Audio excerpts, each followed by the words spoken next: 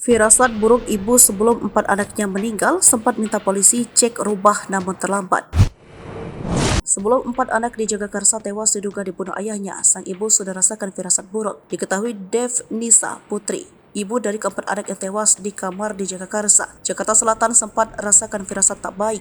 Ia tengah dirawat di rumah sakit lantas meminta tolong polisi untuk mengecek kondisi keempat anaknya di rumah. Namun sayang semua terlambat. Keempat anaknya telah tewas diduga dibunuh oleh ayah kandungnya sendiri, Panca Darmansyah. Firasat buruk tersebut sempat diketahui oleh Ketua RT wilayah Gang Haji Roman Yaakob. Terlebih Yaakob mengetahui kondisi rumah tangga ibunda korban dan suaminya yang belakangan diduga sebagai pembunuh keempat anaknya.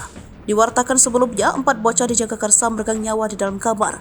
Di kontrakan tersebut juga ditemukan ayah keempat bocah dengan kondisi memilukan. Pria bernama Panca Darmansyah itu ditemukan berlumur darah di kamar mandi dengan kondisi tubuh tanpa busana. Saat pertama kali ditemukan, Panca Darmansyah masih dalam kondisi hidup, sementara keempat anaknya di dalam kamar semuanya telah meninggal dunia.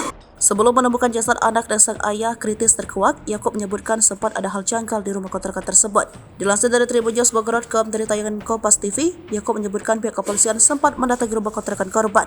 Bukan tanpa alasan, ternyata polisi mendatangi rumah korban atas permintaan ibunda dari 4 bocah tersebut. Tengah dirawat di rumah sakit akibat jadi korban KDRT, istri Panca Darmansyah, Dev Nisa Putri, dirundung kecemasan. Ia tak tenang karena keempat anaknya tinggal dengan suaminya yang kasar dan pelaku KDRT. Alhasil, pada tanggal 3 Desember 2023 kemarin, Dev Nisa Putri yang punya firasat buruk pun meminta pihak kepolisian untuk melihat situasi di kontrakannya. Karena hari Minggu istrinya yang di rumah sakit telepon polisi suruh kontrol, lihat kondisi rumah korban karena sepi tertutup, ungkap Yaakob dikutip pada Kamis 7 Desember 2023. Selang 3 hari, Yaakob kembali menyoroti kontrakan Panca dan Dev Nisa.